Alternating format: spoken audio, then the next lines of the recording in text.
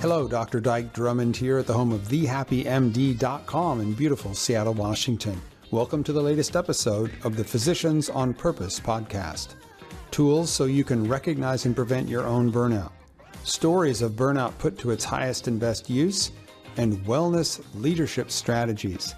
Everything you need to be a physician on purpose.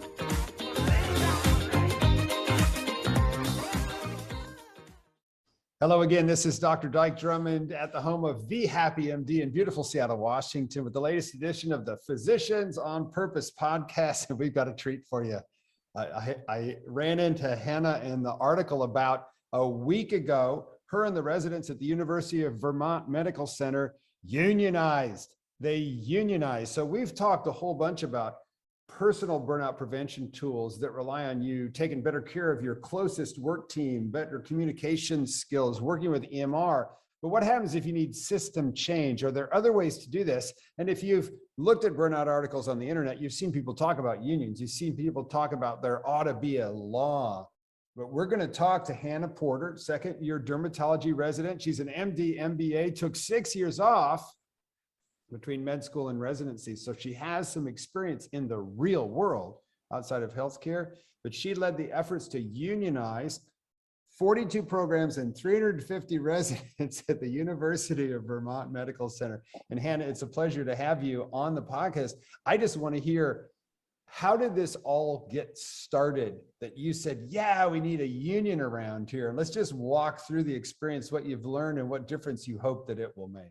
Sure. It was a really crazy experience, but it was a bunch of little things that really built up. And then one final interaction with the GME office that really pushed me to move forward with this effort. So again, I took off 6 years in between medical school and undergrad. My husband, also a resident now, we tried to couples match. We actually matched apart.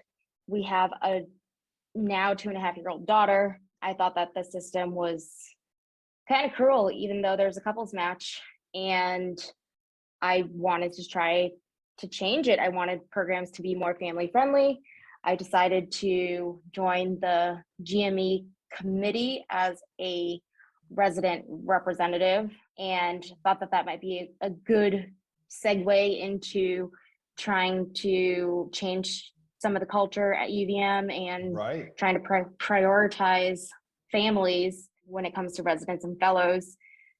And I quickly came to find out that any sort of changes or improvements or events that we wanted to do were really met with a lot of resistance. And I couldn't understand why. I would ask very reasonable questions, very simple questions that I thought were reasonable, and we wouldn't get answers to them. So I thought that this would be a way for us to formally get a seat at the table and get some more transparency and accountability and just that mutual respect that I was really looking for.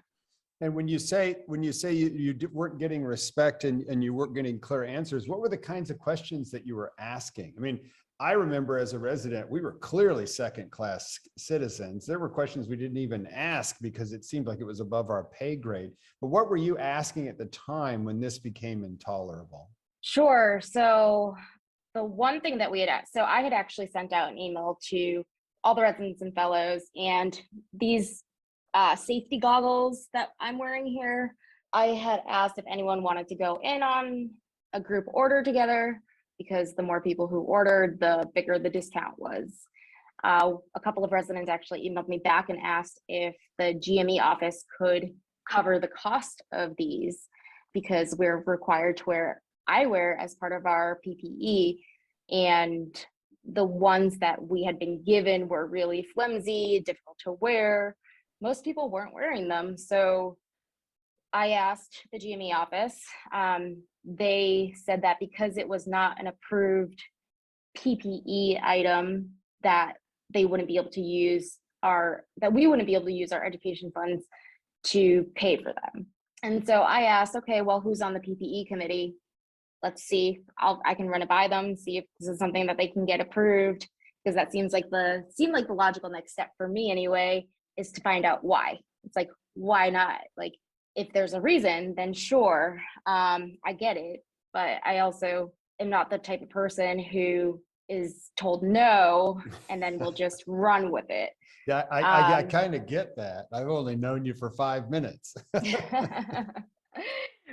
Yeah, but I think that I'm a reasonable person. So if they were saying, these don't fit the standards of what we're looking for with some explanation, then sure, definitely. But so I asked if I could reach out to the PPE steering committee who made those decisions. I was told no, and that they would reach out themselves. A couple weeks later, we were just told that unfortunately it wasn't approved by the PPE steering committee, so any GME funds could not be used for these safety goggles. And one of the residents who had asked me to see if GME would cover these goggles said that he had a friend in DC who knew a lot about unions and wondered whether or not I had thought about that here. Really? And I actually had, and I had already contacted the organization committee of interns and residents, whose parent organization is SEIU, Service Employees something United.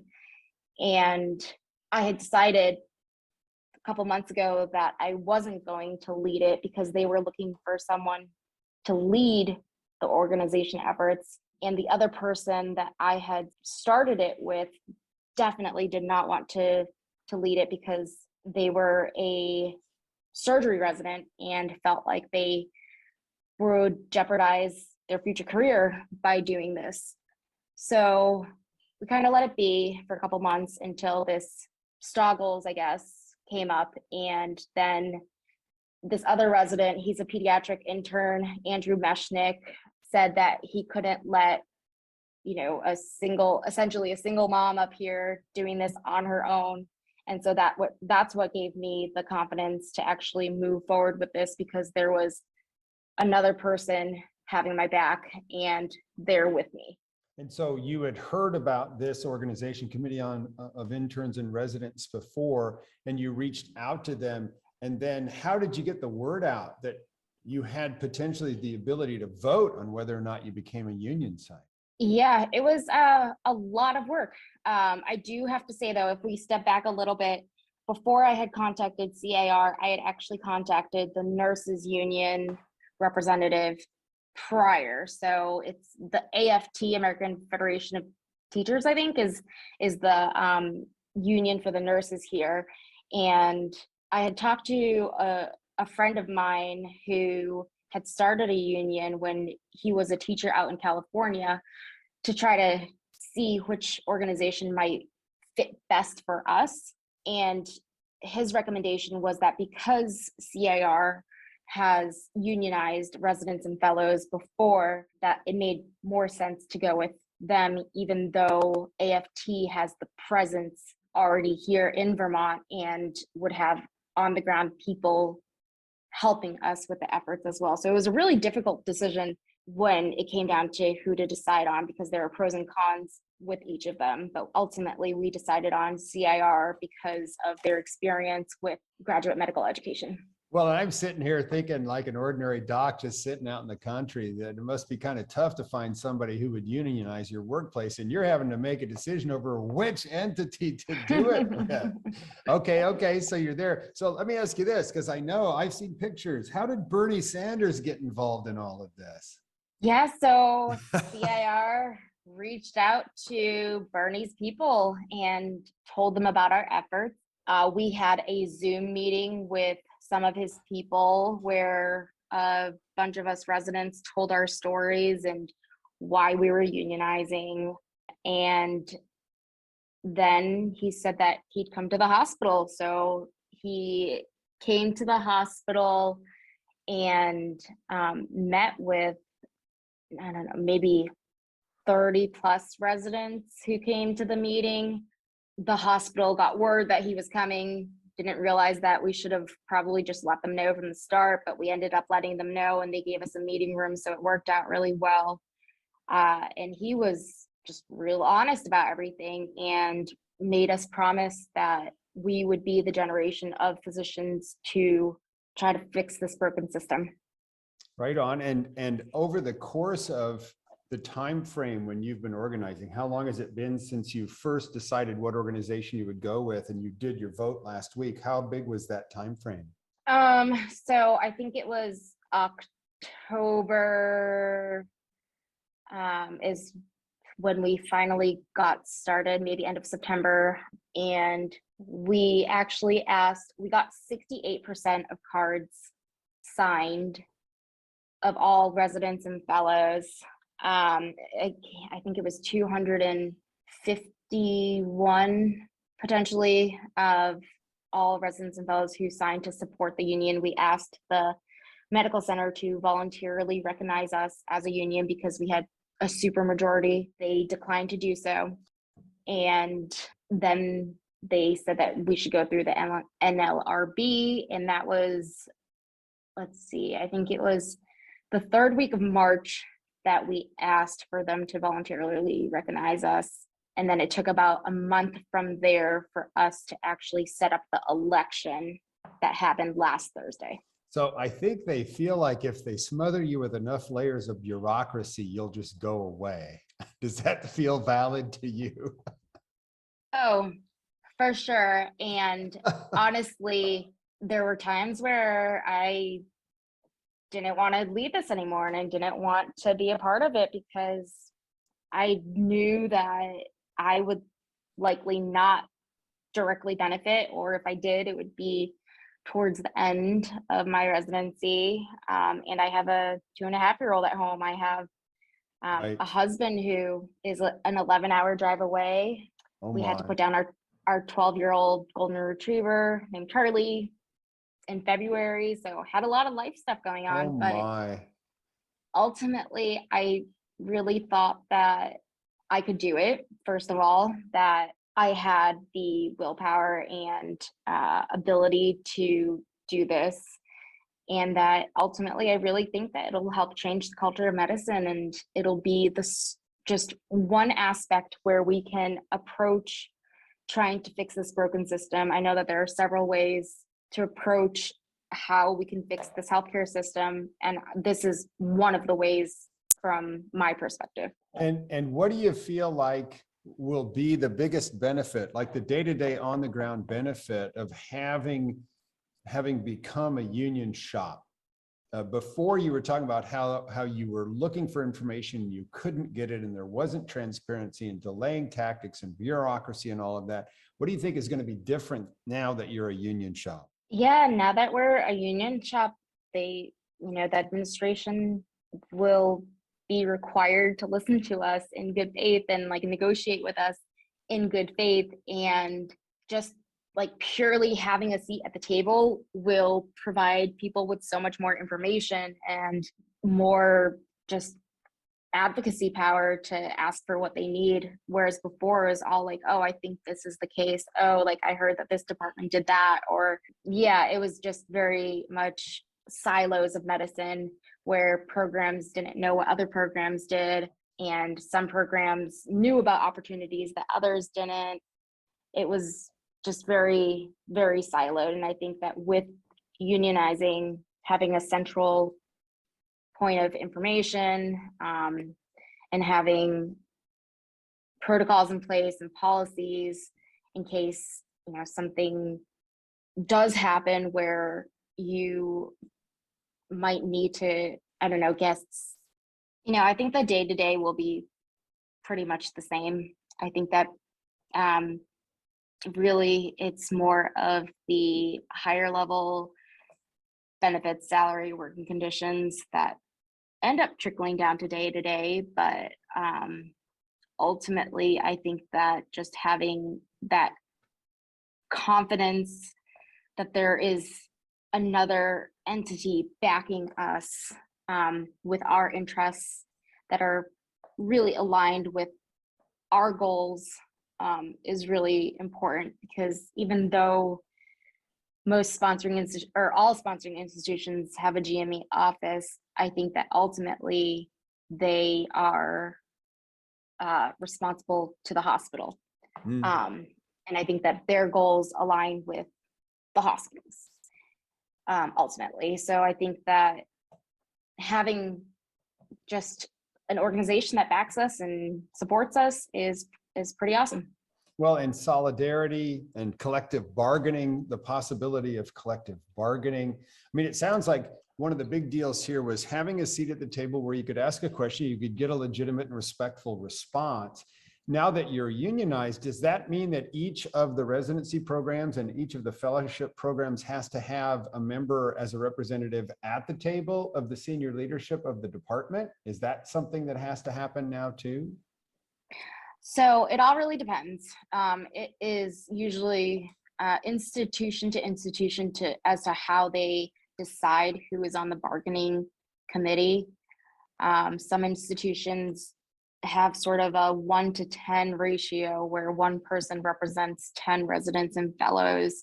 Okay. To try to make it more even across the board. But from the couple of folks that I've talked to at other institutions, so UIC, UMass, they have sort of actually left it open for anyone to go to these negotiations, because I think that, you know, offering additional work to do on top of residency Right. isn't always the most appealing. Right. So I think that actually getting more people involved might be more difficult than I think people anticipate. But ideally, the way that we would see things is, yes, having a representative from each of the specialties, but some programs are just 1 or 2 people. So maybe combining some of the fellowships together so that they don't have to all come to these meetings. Well, I know it's only been a week, but have you noticed any change in the way you're being treated by senior leaders in the institution these days, now that you're unionized? Is it too early to tell? So we got an email saying that now that we have officially decided that we want to be represented by CIR, that status quo will be in effect, which they're trying to say that we can't make any changes to our contract or working conditions or salary, et cetera. But from our understanding, if they wanted to give us a $10,000 raise, then we would be okay with that, and we would allow that to happen.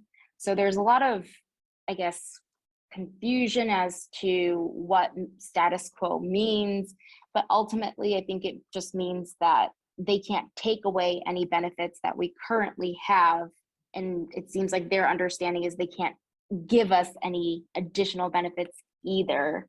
But that's really the only thing that has come up since our union vote last week. And are there any dues? Do you get a new deduction from your salary for being a member of the union or something like that? Yes, so for CIR, the dues are 1.6% of salary. And we do not pay any dues until our first contract is signed. Okay. The way that it works is after all of these bargaining sessions, the contract goes to a vote for all of the union members. So anyone who wants to opt into the union, and it's just a 50% vote saying we, agree with the contract and that's what we want. So once the first contract is signed, that's when we start paying dues. But up until then, CIR has been paying for everything in the hopes that this worked. And I'm assuming CIR will provide professional negotiators at the time when you're renegotiating the contract, and you'll be with them, but they'll be doing the heavy lifting? I believe so. So okay. They do have a negotiator who is pretty experienced from what I've heard, who will be coming in to help us with negotiations. But from my understanding, the residents play a large part in that too. And the negotiator from CIR is really there to make sure that they're not trying to pull a fast one on us. And, he knows all of the nuances and the rules. And so I think that he's really there to help support us in that way. Well, I would expect too that they've negotiated other contracts for other institutions so they know what the standard is. Now, in the wake of all of this, do you occupy a title, a position inside are you like the shop steward or something like that? No, far from that. So going back to your question as to like, how did we get like all these people on board? It was just a really a lot of one-on-one conversations. So I think that for anyone hoping to do this at their institution, just start with basic conversations as to, what do you want to change? Like, what sorts of things are like frustrating to you? And starting really from a very basic conversation as to like, how can things change to make you happier? How can we better take care of patients? And really just understanding the people around you and what they'd like to change. And then from there, you'll get people who are a lot more passionate, and you'll ask them, do you want to be part of the organizing committee? And then it's sort of, you add on to the organizing committee.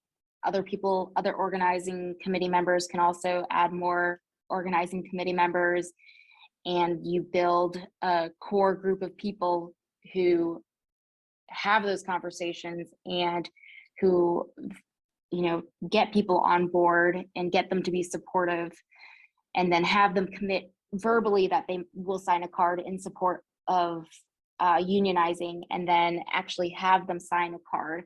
So there's like a playbook, I guess you would say, I'm guessing that most union organizations do, to ensure that they actually have a pretty solid vote when it comes down to an election, which I didn't quite understand when I first started.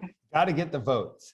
Got to whip the votes before you call for the vote. Okay, cool. And then let me just ask you one more question, and we'll call it good for today. But I do want to come back and ask you a year from now, because you're still going to be a resident a year from now, how it's worked out, hopefully to your benefit, right? So as you read the temperature of the group of people who were on the organizing committee and the group of people who signed cards, what do you think is the top of the stack of changes they want to see now that you're unionized? What would you go to the mat for in terms of your first negotiation? Sure. So I think that a lot of people are struggling with paying rent around here. Someone told me that one of the residents' rents went up by $1,250 this next year. So having a salary that is commensurate with at least the inflation rate. So the inflation rate was around 7%. We got a 2% raise, and we asked for them to give us a 7% raise to match inflation, and we were told no. So that's one thing. Another thing is enforcing working hours. So currently, even with the 80-hour work week restriction, there are several residents who are still routinely lying on their hours and going over on their hours. And there was one who went to the designated institutional official at UVM and told her about it, and nothing was done to help that resident. Oh, and it's because it's not a voluntary thing. They're being asked and expected to go beyond the 80-hour limit. Correct. Oh, gotcha. And even when, so they're technically not supposed to. Right. And when they reported it, this resident in particular reported it to the GME office, nothing was done. And there was pregnant neurosurgery resident who experienced similar lack of support from the GME office when she was pregnant as well. Cool. And then let me finish up with a Bernie Sanders question. What's your salary? About what? 64, 66. Okay. And maybe. What does the CEO make there? This was in 2019 or 2020, but 2.2 million. Okay, there you go. That's a multiple. That's a multiple. Yeah. Anything For else? sure. Anything else you want to say to be complete for today? I think that we have to take medicine back somehow. We have to find ways to fight burnout, not just at the individual level, but as groups. And that's how we can change medicine and change it for not only ourselves and our colleagues, but also for our patients and our communities and healthcare in general in the United States. Well, and I hope that, my fingers are crossed and I'm knocking on wood and hoping that a year from now, I talk to you and your salary negotiations have been successful. You're getting the communication that you need. They're enforcing the work hour restrictions. We hope that that's true, and time will tell. It's going to take, I think, consistent effort on your part and the team that you're working with, and continued ability to deal with the layers of bureaucracy that are going to be thrown in your way. I almost guarantee you that. Oh, for sure. Oh, one more point. We never brought up the anti-union consultants that were brought in and paid for by the hospital. Oh, tell us about mhm. that. Yeah, so we have a organizing committee member who's pretty great friends with some program directors and was privy to one of the emails that was sent out by one of the anti-union consultants. And so we were able to see their names on the email. One was Katie Lev of Lev Labor, ironically enough, and the other was Carol Holland. And if you just Google their names, you can see their involvement in union busting across the nation for Katie Lev, and most recently at Bates University and Lawrence Family Health Care System for Carol Holland. And at least at Bates, Katie Lev was paid $2,500 a day for consulting services. And they offered coaching sessions to our program directors on how to talk to us about unionizing and what to consider when we go and vote for this. Oh my, how dastardly. I'm twirling my mustache right here. It's like how to take the stuffing out of those uppity students by the words that you use in your conversations. Wow. And I can make $2,500 a day if I'm willing to be that evil. Yeah, it's pretty crazy. And I mean, their work is obviously very effective because several of the program directors were kind of questioning our motives and warned us that things would not be the way that we expect them. Like, we get a private fund in dermatology that our chair fundraises for, asks alumni to donate to, so that the residents are able to go to any conferences that they are presenting at. And we were told that that fund would go away. Wow. Yeah, so several of the tactics that are used are based on fear and not valid. So that was a very difficult thing to combat once we went public, because then they had those 4 weeks to run their anti-union campaign. And all of it was pretty, by the union busting playbook that you can find online. And I wish that they would have just done it themselves rather than paid consultants to do it. So hang on a second. You asked them if voluntarily they would accept you becoming a unionized workforce. And they said, no, we don't have to do that voluntarily. Let's go to the National Trade and Labor Board, or whatever those letters stand for. And then they broke out the union busting consultants and started telling you, it's pretty nice around here. You might not want the temperature of the water to change too much. Exactly. Wow. Yeah.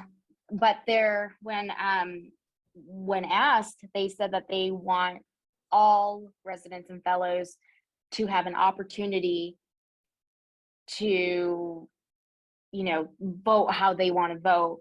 And just so long as it's the right way. Right. So it gave them the opportunity to run their anti-union campaign. And it was pretty effective, surprisingly, for the program directors anyway. I don't know if necessarily any of the residents felt like what they were saying were true, but they definitely influenced a lot of the program directors and attendings.